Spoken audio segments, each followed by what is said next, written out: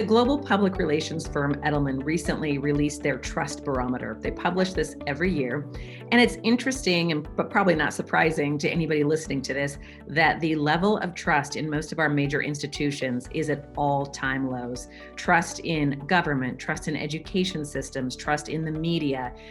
Edelman has described it as being epidemic or unprecedented levels of distrust and misinformation. With one exception, the one institution that actually fares well when they survey people across the globe and ask them about trust is business. People still trust business leaders and their employers. And they're looking to their employers and to business to be tellers of the truth and to be transparent and to be credible and reliable. And so I think there is a great opportunity inside of all this. I don't want to give you a lecture on the importance of truth. Hopefully you already understand that, but I want to talk about what I think the implications are for the employment relationship, particularly when it comes to recruitment and retention.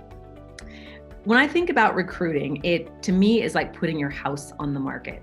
When you go to put your house on the market, suddenly every little squeak, every drip, every crack, anything that needs to be fixed in that house becomes really obvious and really apparent. The things that you've been living with, the things that you've been tolerating, suddenly you're aware that a stranger, a prospective buyer, is going to walk into your home and they're going to make a judgment and a decision about the worthiness of that home based on what they see with their eyes. And so all of a sudden it becomes really clear what needs to get fixed. I want you to think about that. I think that's the real opportunity for employers when you think about your employment process and you think about those things that you'd rather not talk about or the things that you hope don't come up in the recruiting process. Maybe you don't want to talk about your pay plan because you know it's not quite competitive. Or maybe you're hoping that there's not a deep dive into your social reviews, for example. What are people saying about you on Glassdoor? Anytime you feel discomfort, anytime you feel like maybe the truth isn't good enough, that's your opportunity.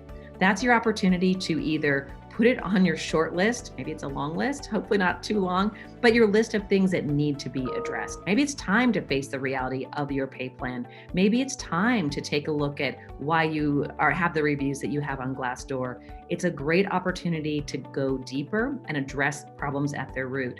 And if it's problems that you can't solve quickly or you can't solve easily, it's a great opportunity to be transparent and to communicate openly that one, we're aware of the problem, two, we're taking the following steps to address it, and just being very authentic and talking about the reality of life in your organization.